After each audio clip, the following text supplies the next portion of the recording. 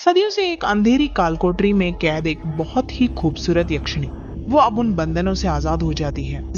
उसके बाद उस पुश्तैनी घर में आए हुए वारिस निरंजन के साथ उसे गहरा प्यार हो जाता है। वो किसी को भी वश में करके मार देने वाली एक भयानक और शक्तिशाली यक्षिणी थी। फिर भी वो निरंजन को नहीं मारती है। आखिर किस वजह से उसने उसे अकेला छोड़ दिया? उसे क्यों नहीं मारा? क्या उसे उससे सच्चा प्यार है या इसके पीछे कोई और गहरा राज छुपा है? ये तो हमें फिल्म देखकर ही पता चलेगा। अगर आप हमारा चैनल पहली बार देख रहे हैं तो अभी चैनल को सब्सक्राइब जरूर करें।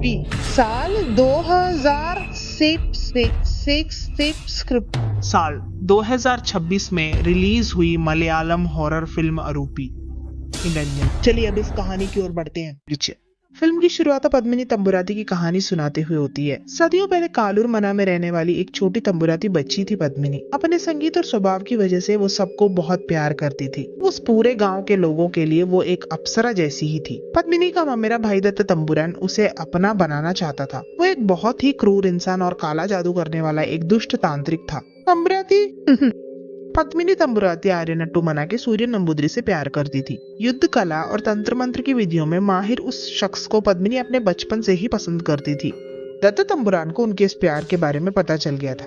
सूर्य नंबूदिरी को रास्ते से हटाकर पद्मिनी तंबुराती को अपना बनाने की दत्तन ने बहुत कोशिश की, पर कुछ काम नहीं आया। जब दत्तन को लगा कि पद्मिनी उसे नहीं मिलेगी तो उसने उसे धोखे से मार डाला। सालों बीत गए और अधूरी इच्छाओं के साथ मरी हुई पद्मिनी एक यक्षी बन गई और गांव वालों को मारने लगी। उसने दत्तन तंबुरान को भी बहुत बेरहमी से मार डाला। उसके यक्षी बनने के बाद गांव की सुख शांति और समृद्धि खत्म हो गई और यक्षी के डर से गांव वाले गांव छोड़कर भागने लगे। तांत्रिक सूर्य नंबूदिरी ने अपनी तंत्र विद्या और पूजा से पद्मिनी को एक पंचलोहा की मूर्ति में कैद कर दिया। वो उस पंचलोहा की मूर्ति और एक अंगूठी को कल्लूर मना से आर्यनट्टू मना ले आया। फिर उसने उस मूर्ति को एक तहखाने में सबसे छुपा कर रख दिया। आज भी पद्मिनी तंबुराती उसी पंचलोहा की मूर्ति में अपनी पूरी शक्ति के साथ कैद है। निरंजन आर्यनट्टू थारवाड़ू का आखिरी वारिस है। बचपन से ही अपनी माँ से पद्मिनी तंबुराती की कहानियां सुनते हुए वो बड़ा हुआ है। अपने माता पिता की मौत के बाद अब वो अकेला ही रहता है। छोटा निरंजन अब बड़ा होकर एक जवान लड़का बन गया है। वो अपने दोस्त अर्जुन के साथ रहता है। वो सॉफ्टवेयर कंपनी में प्रोजेक्ट हेड है। वहां उसकी टीम में साक्षी नाम की एक लड़की है जिसे वो प्यार करता है। कंपनी के एमडी के साथ निरंजन के बहुत अच्छे ताल्लुक हैं। एमडी ने उस पर भरोसा किया कि वो नया प्रोजेक्ट संभाल लेगा। उसने एमडी को वादा किया कि वो इस प्रोजेक्ट को मैक्सिमम एफिशिएंसी के साथ बहुत अच्छे से पूरा करके देगा। निरंजन को बीच बीच में ऐसा लगता है जैसे उसकी मरी हुई माँ उसके पास आकर उससे बात कर रही हो। इस बात से वो बहुत परेशान रहने लगा है। उसे हर वक्त हेल्यूसिनेशन होते हैं जो उसे परेशान करते हैं। निरंजन को इतना परेशान देखकर साक्षी ने उससे वजह पूछी। जब वो उससे पूछती है कि क्या प्रॉब्लम है तो वो कुछ भी बताए बिना बात टाल देता है और वहां से निकल जाता है। साक्षी और निरंजन अपने कलीग की बर्थडे पार्टी में जाते हैं। साक्षी नशे में धुत निरंजन को घर छोड़ आई। घर लौटने पर निरंजन को फिर से अपनी माँ की आवाज सुनाई देने का हेलुसिनेशन होता है। किसी तरह उसे नजरअंदाज करके वो सो जाता है। अगले दिन सुबह जब वो ऑफिस पहुंचता है, एमडी उसे नए प्रोजेक्ट का काम शुरू करने के निर्देश देते हैं। वो अपनी टीम के साथ मिलकर उस प्रोजेक्ट की प्रेजेंटेशन के लिए पूरी तैयारी करता है। ये जानते हुए कि इस प्रोजेक्ट का सक्सेस कंपनी के लिए कितना जरूरी है, निरंजन इसे बहुत अच्छे से करने की पूरी कोशिश करता है। आखिरकार क्लाइंट के सामने प्रोजेक्ट की डिटेल्स एक्सप्लेन करने का वो खास वक्त आ ही गया। जैसे ही निरंजन ने प्रेजेंटेशन शुरू की, उसे फिर से वही हेलुसिनेशंस बहुत परेशान करने लगे। वो वहाँ बहुत ही ज्यादा अजीब बर्ताव करने लगा और प्रेजेंटेशन के बीच में ही वहां से निकल गया। ये समझकर कि अगर प्रेजेंटेशन ठीक से नहीं हुई तो कंपनी को प्रॉब्लम होगी, साक्षी ने उसकी जगह कमान संभाली और प्रेजेंटेशन जारी रखी। क्लाइंट को वो प्रेजेंटेशन बहुत पसंद आई और उन्हें वो प्रोजेक्ट मिल गया। प्रेजेंटेशन बहुत अच्छी होने की वजह से सब साक्षी को अप्रिशिएट करने लगे। जो लाइमलाइट निरंजन को मिलनी चाहिए थी वो अब साक्षी को मिल गई। ये सब देखकर निरंजन वहां से परेशान होकर नीचे चला जाता है। उसी समय दो चोर आर्यनट्टू मनई में चोरी करने की प्लानिंग कर रहे हैं। उनका टारगेट वो पंचलोहा आइडल है जिसे पद्मिनी थंपुरट्टी ने हवेली के तहखाने में अभिमंत्रित करके रखा था। चूंकि वारिस निरंजन शहर में रहता है इसलिए हवेली में कोई नहीं रहता। निरंजन का दोस्त ही हवेली का केयरटेकर है। हवेली में घुसे चोर तहखाने के एक बक्से से लाल कपड़े में लिपटी वो मूर्ति निकाल लेते हैं। उस मूर्ति के साथ मंत्रों वाली भस्म भी बंधी हुई थी। जैसे ही वो उस भस्म को हटाकर मूर्ति बाहर निकालते हैं, उसे छूते ही उन्हें जोर का शॉक लगता है और वो हाथ से नीचे गिर जाती है। सईदुल्लाह गिरते ही उसमें से धुआं निकलने लगता है। वो पंचलोहा आइडल मिलते ही वे उसे लेकर हवेली से बाहर आ जाते हैं। तभी उन्हें तालाब के किनारे एक कपल दिखता है जिसे वे छुपकर देखने लगते हैं। देखो, वो कपल वहाँ रोमांस कर रहा है। वो दोनों वहाँ रोमांस कर रहे हैं। अभी अचानक उस लड़की की आंखों की पुतलियां लाल हो जाती हैं और वो अपने प्रेमी को पानी में धक्का देकर मार देती है। उसके बाद वो खुद भी तालाब में डूब जाती है। ये सब देखकर डरे हुए और चोर वहां से भागने की कोशिश करते हैं। भागते वक्त उनके हाथ से वो मूर्ति तालाब में गिर जाती है। उस सिचुएशन में तालाब से मूर्ति निकालना मुमकिन नहीं था, इसलिए वे उसे वहीं छोड़कर भाग जाते हैं। उस तालाब में डूबी हुई वो लड़की पद्मिनी थंपुरट्टी बनकर बाहर आती है। ये सब सपने में देख रहे निरंजन की नींद अचानक खुल जाती है। उसे लगा कि कमरे के बाहर कुछ है, तो वो वहां जाकर चेक करती है। सुबह उठकर अर्जुन निरंजन को न पाकर पूरे घर में ढूंढता है। आखिर में उसे निरंजन सीढ़ियों के पास बेहोश हालत में मिलता है। निरंजन को बिल्कुल याद नहीं कि वो वहां कैसे पहुंचा था। सुबह टहलने निकला एक गांव वाला नारियल लेने के लिए आरिनटुमन के तालाब के किनारे पहुंचता है।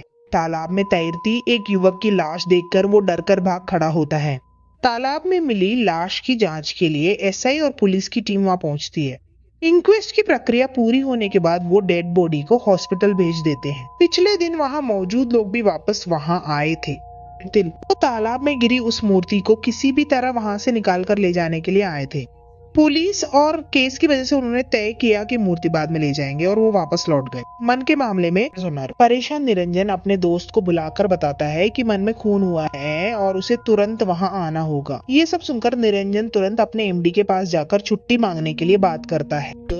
एमडी उससे पिछले दिन क्लाइंट प्रेजेंटेशन के दौरान हुए उसके बर्ताव के बारे में पूछते हैं। साक्षी ने सही वक्त पर प्रेजेंटेशन संभाल कर उस प्रोजेक्ट को डूबने से बचा लिया था, ये भी उन्होंने उसे बताया। एमडी ने कहा कि इस क्रूशियल टाइम पर छुट्टी नहीं मिल सकती और उसका प्रोजेक्ट में होना बहुत इंपॉर्टेंट है। ये सुनकर निरंजन को गुस्सा आ जाता है। वो क्विट करने की बात कहकर वहां से निकल जाता है। साक्षी पीछे से निरंजन को आवाज देती है, पर वो बिना सुने चला जाता है और वो भी उसके पीछे कार पार्क तक पहुंचती है। साक्षी ने प्रेजेंटेशन में जो किया वो हमने उसके ईगो को बहुत बुरी तरह हर्ट किया था। उससे बहस करने के बाद वो वहां से अपनी कार लेकर चला गया। निरंजन के इस तरह चले जाने से साक्षी बहुत ज्यादा हर्ट हो गई थी। वो इसी बारे में सोचकर वहां खड़ी रो रही थी। निरंजन वहां से सीधे आर्यनत की हवेली की तरफ गया। निरंजन का दोस्त वहां उसका इंतजार कर रहा था। हवेली पहुंचकर उसने बचपन के वो पल याद किए जो उसने वहां अपनी माँ के साथ बिताए थे। साक्षी उससे कांटेक्ट करने की कोशिश कर रही थी, लेकिन वो उसका फोन अटेंड नहीं कर रहा था।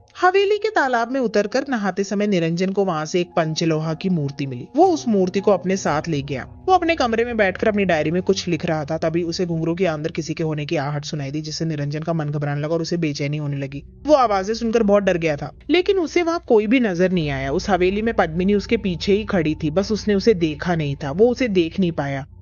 वो उसे परेशान नहीं कर रही थी। वो उस हवेली में जहां भी जाता वो उसके पीछे पीछे आती। अगले दिन निरंजन ने तालाब से मिली वो मूर्ति अपने छोटे चाचा को दिखाई। देखते ही उन्हें समझ आ गया कि ये वही मूर्ति है जिसमें पद्मिनी को कैद किया गया था। उन्होंने कहा कि ये उसकी खुशकिस्मती है कि वो मूर्ति पास होने के बावजूद उसने उससे नहीं मारा। छोटे चाचा निरंजन को पद्मिनी थंपुरट्टी की पूरी कहानी सुनाने लगे। थंपुरन ने उसे काव में पकड़कर मार डाला था। एक खास अमावस्या की रात मरने की वजह से वो एक प्रतिशोधी दुर्गा बन गई और उसकी आत्मा की शक्ति और भी बढ़ गई। ये सब सुनकर निरंजन अब आगे पूछो कि क्या करना है। तब चेरियाचन उसे सूर्य नंबूदरी की वो जादुई रत्नों वाली अंगूठी देता है, जिसे उसने अपनी पूजा में संभाल कर रखा था। उसने कहा कि ये अंगूठी पद्मिनी की उंगली में पहना दो। उसकी शक्ति को कम करने उसे अपना गुलाम बनाने के लिए ऐसा करना जरूरी है। वो निरंजन को एक खास बात का ध्यान रखने को कहता है। वो कहता है कि जब तुम वो अंगूठी उसकी उंगली में पहनाओ तब पद्मिनी पूरी तरह से उन्माद की अवस्था में होनी चाहिए, तभी ये काम करेगा, वरना वो अंगूठी पहनाना मुमकिन नहीं होगा। या तो वो काम वासना के उन्माद में हो या फिर बहुत ज्यादा गुस्से के उन्माद में, तभी तुम ये सब कर पाओगे। एक बार वो अंगूठी पहना दी तो चेरियाचन उसे वादा करता है कि वो तुरंत वहां आकर उसे वश में कर लेगा। इस तरह फिर से रात हो गई। निरंजन अपने कमरे में कुछ लिख रहा है। वो देखता है कि पास रखी पंचलोहा की मूर्ति अपने आप हिल रही है। तभी उसके मन में एक सवाल आता है, पद्मिनी, तुमने मुझे जिंदा क्यों छोड़ दिया? वो उस मूर्ति की तरफ देखकर बात करने लगता है। पद्मिनी, मुझे पता है कि तुम कमरे में ही हो, मुझे तुम्हें देखना है, मेरे सामने आओ, उसने कहा। तभी वो उसके सामने आ जाती है। उसे देखकर वो चौंक तो जाता है, पर वो उसके पास आकर कहती है कि मैंने तुम्हें इसलिए नहीं मारा क्योंकि मैं तुम्हें पसंद करती हूँ। तुम्हें मेरे प्यारे सूर्या नंबूदिरी का ही खून है। वो उससे कहती है कि तुम भी वही हो। पद्मिनी निरंजन के साथ बहुत प्यार से पेश आती है। उसके इस बर्ताव से निरंजन का मन पिघलने लगता है। सुबह जब निरंजन की नींद खुलती है तो वो उसके ही सपनों में खोया होता है। उसे वश में करने का जो ख्याल उसके मन में था वो अब बदलने लगा है। सुबह उठकर जब वो देखता है तो पद्मिनी वहां दिए की बत्ती बना रही होती है। तब वो पूछती है कि ये कौन सा दौर है? जब मैं सो रही थी तब यहाँ क्या क्या बदलाव हुए वो मुझे बताओ, वो उससे कहती है। ये सुनकर निरंजन उसे बाहर ले जाने और घुमाने की बात कहता है। वो उससे कहता है कि वो अपने पुराने जमाने के कपड़े बदलकर नए कपड़े पहन ले। तभी निरंजन के चाचा उसे रोकते हैं और उसे समझाते हैं। पद्मिनी बहुत चालाक है, वो लोगों को अपनी बातों में फंसाकर उन्हें खत्म कर देती है, इसलिए उससे बात करते वक्त सावधान रहना। चाचा उसे ये चेतावनी देते हैं। पूर्णिमा की उस रात को वो बहुत ही अलग बर्ताव करेगी, उसकी भावनाएं बहुत बढ़ जाएंगी, इसलिए उसी दिन उसे वश में करने वाली अंगूठी उसके हाथ में पहनानी होगी, ऐसा वो कहता है। निरंजन भी इसके लिए मान जाता है। फिर पद्मिनी तैयार होकर आती है और वो दोनों बाहर घूमने चले जाते हैं। दोनों साथ में काफी वक्त बिताते हैं। निरंजन वीटिल दोनों से अलग अलग जगहें दिखाता है। फिर जब वो वापस हवेली पहुंचते हैं तो वहां निरंजन का दोस्त इंतजार कर रहा होता है। निरंजन के घर में वो घर की बनी खीर देने आया था। पद्मिनी को देखकर उसने निरंजन से उसके बारे में पूछा। तब निरंजन ने बताया कि वो कलूर माना की पद्मिनी थम्पुरट्टी है और सालों से उसे बताता है कि यही वो यक्षी थम्पुरट्टी है जिससे हम सालों से डरते आए हैं। ये सुनकर निरंजन का दोस्त बुरी तरह डर जाता है। निरंजन की बात सुनकर पद्मिनी को भी बहुत गुस्सा आता है। उसके चेहरे के हाव भाव पूरी तरह बदल जाते हैं। वो एक रौद्र रूप के साथ अंदर चली जाती है। निरंजन का दोस्त कहता है कि ये जान जोखिम में डालने वाला खेल है, आत्मा के साथ खेलते वक्त संभल कर रहना, और वहां से चला जाता है। जब निरंजन पद्मिनी से बात करने जाता है तो वो बहुत ज्यादा गुस्से में पागलों की तरह बर्ताव करने लगती है। वो कहती है कि किसी को पता नहीं चलना चाहिए कि वो एक आत्मा है, अगर किसी को पता चला तो वो उन्हें छोड़ेगी नहीं। ये कहकर वो गुस्से में वहां से चली जाती है। पद्मिनी अब वो शांत स्वभाव नहीं दिखा रही है जो पहले था। निरंजन ने चाचा जी को बुलाकर कहा कि पद्मिनी एक बेचारी औरत है और अब वो एक आम इंसान की तरह बिहेव कर रही है, इसलिए क्या उसे अब भी बांध कर रखने की जरूरत है? ये सुनकर चाचा जी पूछते हैं, क्या तुम पागल हो गए हो? वो बस एक आत्मा है जिसने किसी और के शरीर पर कब्जा कर लिया है और उस शरीर की असली आत्मा को कैद कर रखा है। अगर तुमने थोड़ी भी ढील दी वो तुम्हें भी नुकसान पहुंचाएगी। भावनाओं के गुलाम मत बनो। आज रात ही वो अंगूठी उसके हाथ में पहनाकर उसकी शक्ति खत्म करनी होगी, ऐसा उन्होंने कहा। ये सब सुनकर निरंजन आधे मन से ऐसा करने का फैसला करता है। निरंजन ने काफी दिनों से साक्षी का फोन नहीं उठाया था, इसलिए साक्षी बहुत टेंशन में थी। उसे डर था कि कहीं उसे कुछ हो तो नहीं गया। वो ये सारी बातें अपनी सहेली को बता रही है। उसकी सहेली सजेस्ट करती है कि अगर वो एमडी से बात करे तो शायद निरंजन के बारे में कुछ और पता चल सके। वो एमडी के पास जाकर निरंजन के पास्ट के बारे में पूछती है। एमडी बताते हैं कि निरंजन का एक्सीडेंट हुआ था और वो एक डॉक्टर के ट्रीटमेंट में था। साक्षी डॉक्टर की डिटेल्स लेकर उनसे मिलने का फैसला करती है। उसी रात पद्मिनी प्यार जताते हुए निरंजन के कमरे में आती है। गुस्से में बात करने के लिए उससे माफी मांगती है। निरंजन उस मौके का फायदा उठाकर बिना देर किए उसके हाथ में सूर्या नंबूतिरी की दी हुई वो रत्न वाली अंगूठी पहना देता है। ये महसूस करते ही कि उसकी शक्तियां कम हो रही हैं, वो उसे एक कमरे में बंद कर देता है। फिर वो अपने चाचा जी को वहां बुलाता है। चिड़ियाचन और निरंजन ने पद्मिनी को काबू करने के लिए पूजा शुरू कर दी है। उसी वक्त चोरों ने पंचलोहा आइडल चुराने के लिए हवेली में कदम रखा। हवेली में पूजा होते देख उन्होंने पूजा की वेदी के पास पंचलोहा आइडल को भी देखा।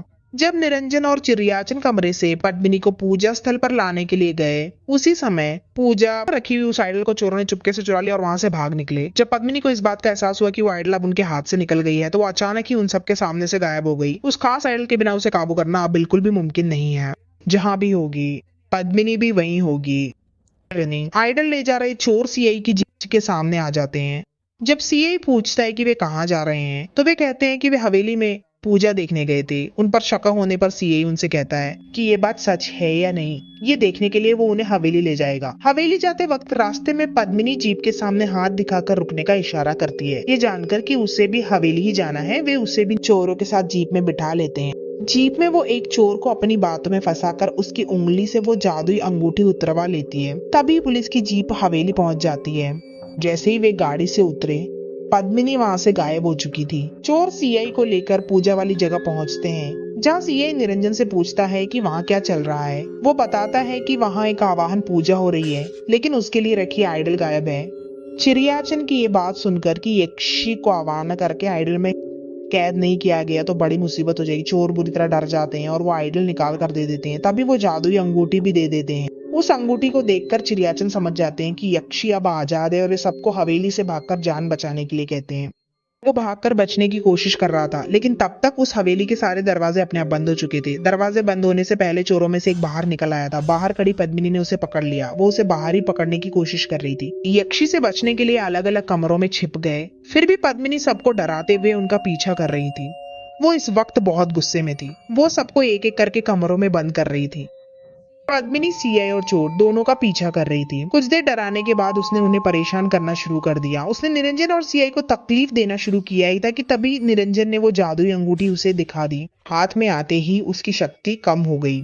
फिर सबने मिलकर उसे पकड़ा और पूजा घर में बिठाया, जहाँ छोटे चाचा ने आह्वान की क्रियाएं शुरू की। पद्मिनी जोर जोर से रोने और चिल्लाने लगी। पूजा के असर से वो कमजोर होकर गिर पड़ी और उसकी आत्मा ने शरीर छोड़ दिया। आत्मा के निकलते ही अगले दिन निरंजन पद्मिनी को लेकर पुश्तैनी घर छोड़कर चला गया। वो अब उसे माया कहकर बुलाता है। उसी दिन सुबह साक्षी और उसकी सहेली निरंजन का इलाज करने वाले डॉक्टर से मिलने उसके घर पहुंचे। निरंजन का इलाज करने वाले डॉक्टर से मिलने वो उसके घर पहुंचे।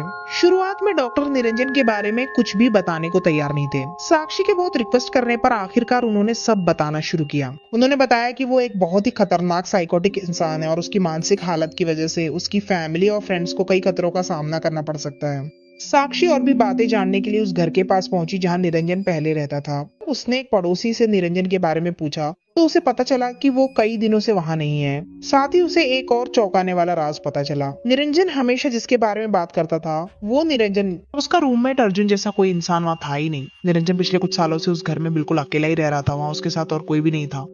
साक्षी और उसकी सहेली असलियत जानने के लिए डोरमैट के नीचे से चाबी निकालकर घर खोलती हैं और अंदर चली जाती हैं। अंदर पूरा घर बुरी तरह बिखरा पड़ा है। वो पूरे घर में एक एक चीज को गौर से देखती है। साक्षी बहुत ज्यादा कंफ्यूज्ड हो जाती है। वहीं उसे एक बहुत बड़ा और चौंकाने वाला राज पता चलता है। निरंजन और माया कत्ल की फोटोज उस घर के अंदर मौजूद हैं। उन फोटोज को देखकर हमें साफ समझ आता है कि माया निरंजन की गर्लफ्रेंड या शायद मंगेतर थी। वो फोटोज देखकर फौरन निरंजन को कॉल करती है, पर वो फोन नहीं उठाता। वो माया के पास है और उससे कह रहा है कि हम दोनों शहर और ये देश छोड़कर कहीं बहुत दूर चले जाते हैं। पर सच तो ये है कि उसके पास उस कार में कोई भी नहीं बैठा है। उसके साथ जो माया नाम की लड़की दिख रही है वो बस उसका एक दिमागी वहम यानी हेल्यूसिनेशन है। वो कार ड्राइव करते हुए जा रहा और मूवी यहीं खत्म हो जाती है। इस मूवी का क्लाइमेक्स बहुत कंफ्यूजिंग है। ये मूवी दिखाती है कि अब तक हमने जो देखा उसमें से कुछ भी सच नहीं था। मेरी एनालिसिस के हिसाब से सालों पहले हुए एक भयानक एक्सीडेंट में निरंजन की गर्लफ्रेंड या मंगेतर माया की मौत हो चुकी होगी। उसके बाद से उसे ऐसी चीजें और लोग दिखने और सुनाई देने लगे जो असल में वहां थे ही नहीं। बचपन से पद्मिनी थम्पुरटी की कहानियां सुनकर बड़े होने से लेकर उसे होने वाले इन डरावने भूतों के अनुभवों तक, ये सब शायद सिर्फ एक हेल्यूसिनेशन होने की संभावना है। आपको इस मूवी के क्लाइमेक्स के बारे में क्या लगता है? अगर आपकी इस क्लाइमेक्स को लेकर कोई और राय है तो कमेंट में जरूर बताएं। अगर मूवी पसंद आई हो तो ऐसी और मूवीज के लिए हमारे चैनल को सब्सक्राइब करें कीजिए। अब किसी नई मूवी के साथ आने तक टेक केयर एंड बाय।